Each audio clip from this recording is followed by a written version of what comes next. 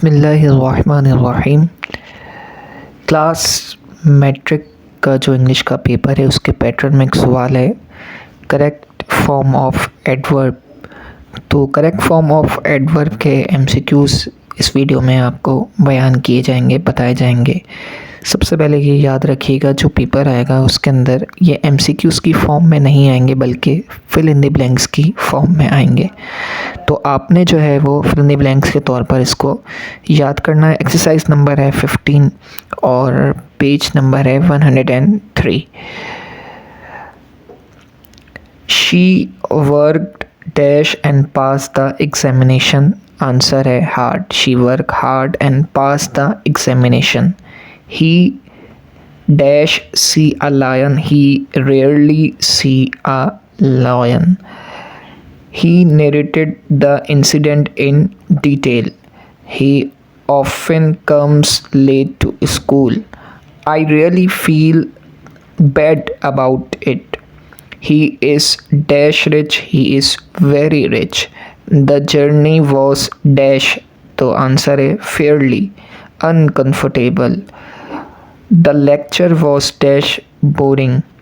The lecture was fairly boring. काफ़ी. Hardly dash had any rest for week. Hardly I have had any rest of weeks.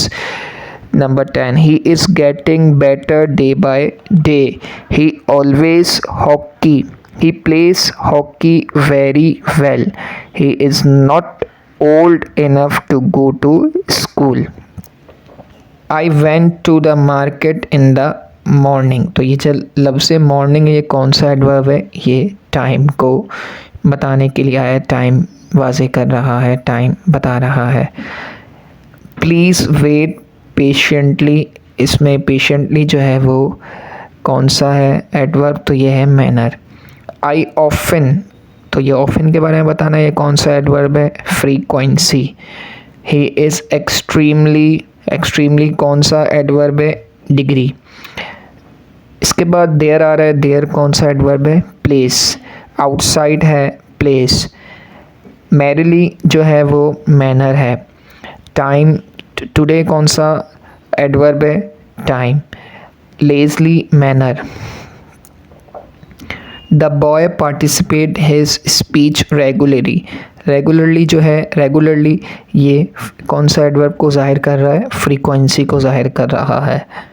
Before time को ज़ाहिर कर रहा है। इसके बाद जो क्वाइट है ये डिग्री को ज़ाहिर कर रहा है। इसी तरह टू, ये भी डिग्री को ज़ाहिर कर रहा है। इसी तरह ऑलवेज ये फ्रीक्वेंसी को ज़ाहिर कर रहा है।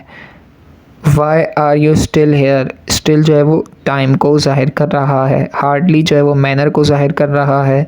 टू जो है वो डिग्री को ज़ाहिर कर रहा है। कॉन्सिक्वेंटली जो है वो रिज़ल्ट्स को ज़ाहिर कर रहा है। और अनलेस जो है कंडीशन को ज़ाहिर कर रहा है।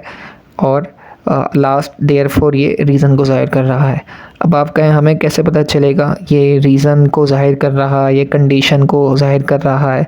तो इस किताब, अगर ये आपके पास किताब है तो किताब के अंदर जो पेज नंबर 103 एंड 102 एंड 101 इसमें डिटेल से लिखा हुआ है कि एडवर्ब कौन सा जो है वो रीज़न को ज़ाहिर करता है। वर्ड्स भी लिखे हुए हैं।